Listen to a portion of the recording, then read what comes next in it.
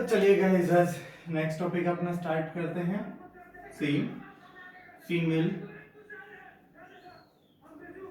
Reproductive system. ठीक है, कल जहां से छोड़ा था हम वहीं से इसको स्टार्ट करते हैं। ठीक है, हमने ये कल कर लिया था, तो इससे आगे हमें आज करना है, ओवरी करनी है, ओवरी के बारे में पढ़ना है और इसके फंक्शन क्या है वो देखना है एक बार। ठीक है, तो कल हमने बताया था कि ओवरी की शेप कैसी होती है, ऑलमोस्ट आलमंड शेप होती है। ठीक है, आलमंड शेप होती है। ये जो इसकी बाहर वाली मेम्ब्रेन है, ये जो मेम्ब्रेन है आउटर मेम्ब्रेन, इसको हम बोलते हैं ट्यूनिका, ट्यूनिका वेजिनलिस। इसको हम क्या बोलेंगे? ट्यूनिका वेजिनलिस बोलेंगे। ठीक है, उसके बाद जो सेकंड मेम्ब्रेन है, ठीक है, उसको हम बोलेंगे कॉर्टेक्स। सेकंड मेम्ब्रेन, इसकी सेकंड मेम्ब्रेन होगी यहां पे,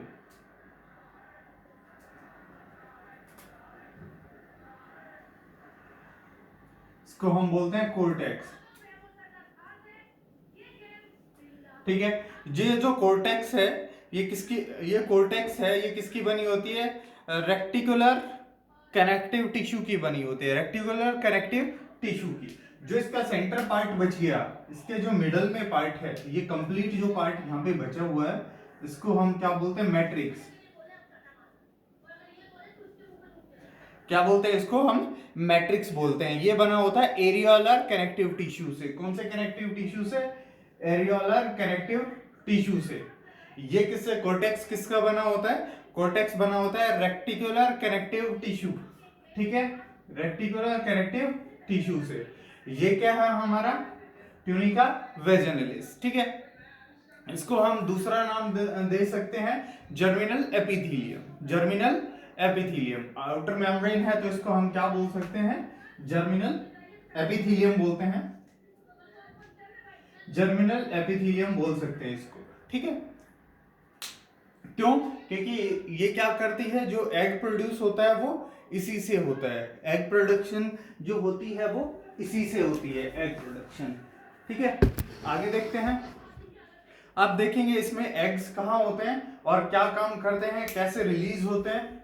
ठीक है, जब हम बात करते हैं एग्स की, तो जो हमारा मैट्रिक्स है, इसमें सारा प्रोसेस होता है, वो एग्स से रिलेटेड जो प्रोसेस होता है वो हमारे मैट्रिक्स में सारा प्रोसेस होता है। और यहाँ पे नेस्ट ऑफ एग होता है, नेस्ट ऑफ एग होता है। यानी कि अगर हम बात करें तो यहाँ पे क्या होता है? प्राइमरी फॉलिकल होता है। यहाँ पे क्या होता है? Primary follicle. यानी कि जब एग रिलीज होता है या मैच्योर होता है, तो उससे पहले जो स्टेज यहाँ पे प्रेजेंट होती है उसको हम क्या बोलते हैं? प्राइमरी फॉलिकल बोलते हैं। ठीक है, तो वो प्राइमरी फॉलिकल यहाँ पे प्रेजेंट होता है एग नेस्ट में। ठीक है, यहां से सिर्फ क्या होता है? एग सेल मैच्योर होती है, एक सेल मैच्योर होगी, इनलार्ज होगी। ठीक है, एवरी मंथ की हम बात कर रहे हैं, और हर मंथ में एक ओवरी एक ही एग रिलीज करती है। यानी कि अगर इस मंथ साइमल्टेनियसली प्रोसेस होता है हमारे पास, मैंने क्या बताया था कि पेयर ऑफ ओवरी होता है। अगर मैं एक को बोलूं ए और एक को बोलूं बी, तो क्या है कि ए अगर इस मंथ में ए रिलीज कर रही है, तो नेक्स्ट मंथ में बी रिलीज करेगी एग। ठीक है, तो एक बार ये रिलीज करती है, एक बार ये, तो एवरी मंथ ऐसे प्रोसेस चलता रहता है किसका? एग रिलीज का। ठीक है, अब ये है जो हम बात कर रहे थे, ये हो गया एग नेस्ट हो गया हमारा।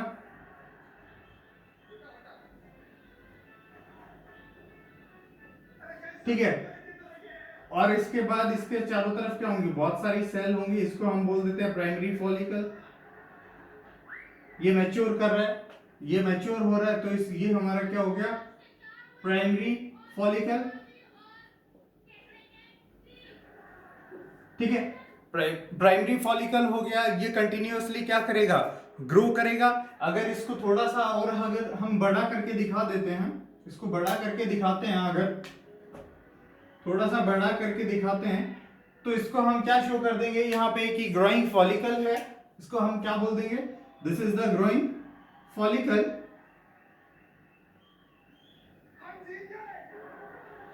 ठीक है, this is the growing follicle. Ultimately ये किस में बदल जाएगा? अल्टीमेटली ये ग्रेफियन यानी कि सेकेंडरी ओसाइट में बदल जाएगा। अगर सेकेंडरी ओसाइट जब रिलीज होता है, एग रिलीज होता है, ठीक है, जिसको हम बोलते हैं मैच्योर ग्रेफियन फॉलिकल, जहां से रप्चर होता है। ग्रेफियन फॉलिकल क्या होता है, देखिए यहां पे अगर हम बनाने की कोशिश कर रहे हैं तो एक बार यहां पे ड्रॉ करके देखते हैं।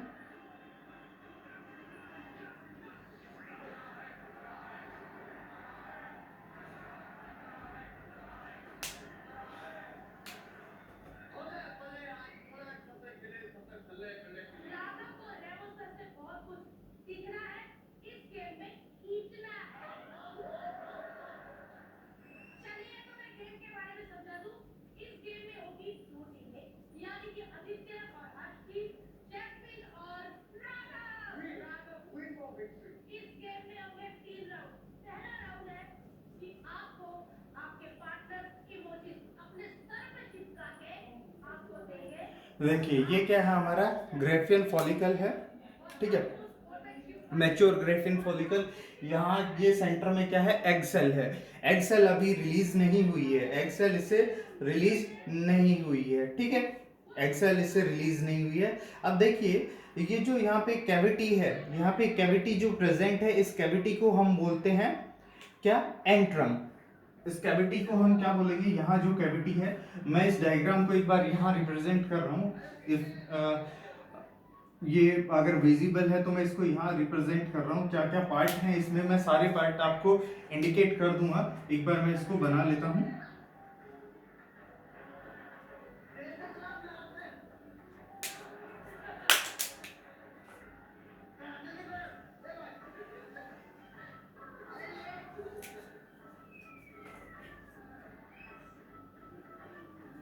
ये इस कैविटी में मतलब फ्रीली मूव नहीं रहता, ये सस्पेंडेड होता है। कुछ सेल्स के साथ क्या रहता है, ये कनेक्टेड रहता है एग। और ये जो बाकी कैविटी होती है, यहाँ पे कुछ इंटरनल सेल्स होती हैं और कुछ एक्सटर्नल सेल होती है, यानी कि कुछ एक सेल लेयर बाहर की तरफ होती है और एक सेल की लेयर अंदर की तरफ होती है। तो हम दोनों को यहाँ पे रिप्रेजेंट कर रहे हैं, ठीक है, ये रिप्रेजेंट कर दिया हमने। तो ये जो कैविटी है, हाँ हमारी ये जो कैविटी है, इस कैविटी को हम क्या बोलेंगे, एंट्रम, ठीक है, एंट्रम बोलेंगे। यहाँ पे एक लिक्विड प्रेजेंट होगा, इसको लिक्विड को हम क्या बोलेंगे, लिक्विड फॉलिक्यूल। यहाँ पे इस कैविटी में लिक्विड प्रेजेंट होगा, खाली नहीं है ये, यहाँ पे एक लिक्विड प्रेजेंट होगा। उस लिक्विड को हम क्या बोलेंगे,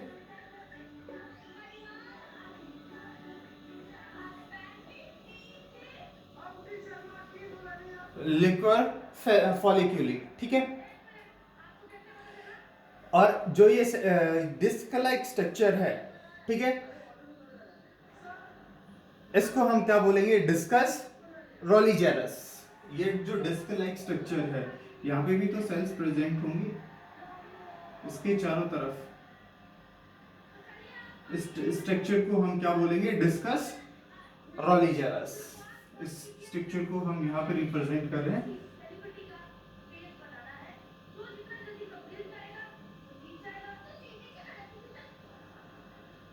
डिस्कस रोलीजेरस बोलते हैं इसको, ठीक है।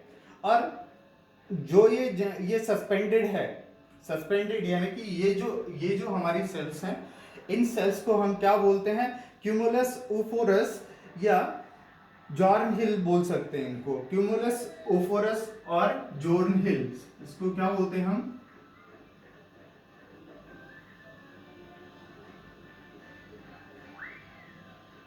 क्यूमुलस ओफोरस या फिर जॉर्न हिल्स भी बोल सकते हैं इसको, ठीक है। ये आपको समझ आया, ठीक है। ये जो मेम्ब्रेन थी इसकी, आउटर मेम्ब्रेन, ये वाली जो मेम्ब्रेन थी, इसको हम क्या बोलते हैं, मेम्ब्रेन ऑफ ग्रेन्युलोसा, ठीक है।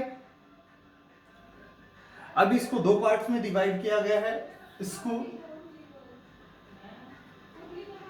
मेम्ब्रेन ग्रेन्युलोसा, ठीक है, जो अंदर बाहर वाली है उसको हमने बोल दिया थीका एक्सटर्ना, और जो अंदर वाली है ये वाली, इसको हमने बोल दिया थीका इंटरना। ठीक है, अंडरस्टैंड। अब मैं फिर से एक बार रिपीट कर देता हूं इसको। हमने क्या किया है, ये जो सेल्स है आउटर सेल्स, ट्यूनिका वेजना, उसके बाद कोर्टेक्स है हमारी इंटरनल, ये जो सेंटर पार्ट है इसको हम क्या बोल रहे हैं, मैट्रिक्स बोल रहे हैं। इस मैट्रिक्स में क्या होता है, एग से रिलेटेड जो जितनी भी एक्टिविटी है वो होती है। यहाँ पे हमने एग नेस्ट की बात की। एग नेस्ट क्या होता है, नंबर ऑफ एग्स फीमेल के अंदर प्रेजेंट होते हैं एवरी मंथ। वो क्या होता है, उनमें से एक सेल मैच्योर होती है, एक एग मैच्योर होता है। ठीक है, उसको हमने क्या बोल दिया, प्राइमरी फॉलिकल। प्राइमरी फॉलिकल के बाद ये क्या बनाया था हमने, ग्रोइंग फॉलिकल। ग्रोइंग फॉलिकल के बाद ये क्या बन जाएगा हमारा, ग्रेफियन फॉलिकल। ग्रेफियन फॉलिकल से क्या होता है, हमारा एग रिलीज होता है। और एग रिलीज होने से जब ये जो स्टेज है हमने यहाँ पे रिप्रेजेंट की है, एग रिलीज होने के बाद अब हम पढ़ेंगे कि क्या होता है। यहाँ पे हमने क्या किया था कि ये जो हमारा सेंटर के अंदर है एग सेल है, एग सेल के चारों तरफ एक मेम्ब्रेन है जिसको हमने क्या कहा था, मेम्ब्रेन या ग्रेन्युलोसा मेम्ब्रेन। ठीक है, उसी के साथ यहाँ पे एक कैविटी प्रेजेंट है, उस कैविटी को हमने क्या बोला था, एंट्रम बोला था। यहाँ पे इस कैविटी के अंदर क्या होगा, एक लिक्विड प्रेजेंट होगा। उस लिक्विड को हमने क्या बोला था, लिक्विड फॉलिकुलर बोला था, लिक्विड फॉलिकुलर बोला था। ठीक है, यहाँ पे ये सेल्स सॉरी एग के चारों तरफ कुछ डिस्क लाइक जो स्ट्रक्चर था, इसको हमने क्या बोल दिया था, डिस्कस रोलिजेरस। और ये जो सेल्स थी जिससे अटैच था, ये क्या एग अटैच था, आउटर मेम्ब्रेन के साथ एग अटैच था, उसको हमने क्या बोला, क्यूमुलस ओफोरस। ठीक है, आगे चलते हैं। यहां से एग रिलीज हो जाएगा। एग रिलीज होने के बाद क्या होगा कि देखिए,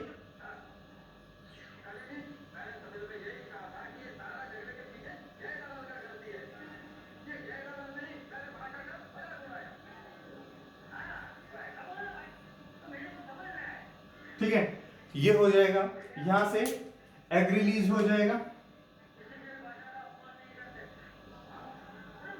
इस एग को हम क्या बोलेंगे, ये जो एग रिलीज होगा, ये जो एग रिलीज होगा यहाँ पे, ये सेकेंडरी oocyte होगा। ये सेकेंडरी oocyte की फॉर्म में रिलीज होगा। क्या होगा ये,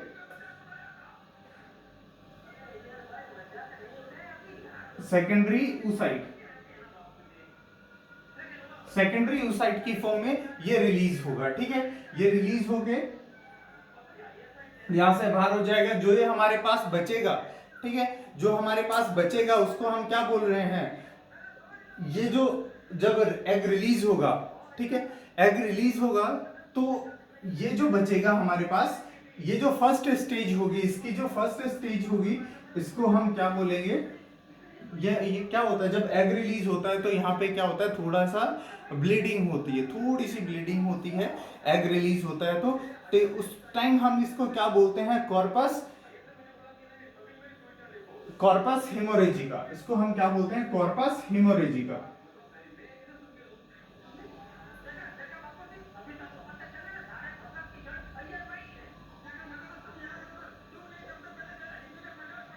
कॉर्पस हेमोरेजिका। ठीक है, उसके बाद ये थोड़ा सा क्या होगा, डिग्रेड होता चला जाएगा, ये स्ट्रक्चर डिग्रेड होता चला जाएगा। अब ये क्या क्या हो जाएगा, ये स्ट्रक्चर कुछ ऐसा सा हो जाएगा जिसको हम क्या बोलेंगे, कॉर्पस ल्यूटियम। ठीक है, इस स्ट्रक्चर को हम क्या बोलेंगे, कॉर्पस ल्यूटियम। कॉर्पस ल्यूटियम क्या सीक्रेट करता है, प्रोजेस्टेरोन। प्रोजेस्टेरोन येलो कलर का होगा, ये येलो कलर बॉडी होगा। ठीक है, अगर क्या है, प्रेगनेंसी अगर प्रसिस्ट करती है, अगर क्या होता है कि इम्प्लांटेशन हो जाता है, कंसीव हो जाता है, तो क्या करेगा, ये जो कॉर्पस ल्यूटियम है लगातार प्रोजेस्टेरोन सीक्रेट करेगा, जो क्या करेगा, प्रेगनेंसी को मेंटेन करने में हेल्प करेगा। ठीक है, अगर ये नहीं होता, मतलब अगर एग और यूटेरियन वॉल से अटैच नहीं होता, कंसीव नहीं होता, प्रेग्नेंट अगर वुमेन नहीं है, तो ये क्या करेगा, धीरे धीरे डिग्रेड होता चला जाएगा। और जो डिग्रेडिंग है उसको हम क्या बोलते हैं, कॉर्पस एल्बिकन बोलते हैं। क्या बोलेंगे उसको, कॉर्पस एल्बिकन। तो गाइस आज के लिए बस इतना ही। नेक्स्ट वीडियो में फिर मिलते हैं नेक्स्ट टॉपिक के साथ। ठीक है।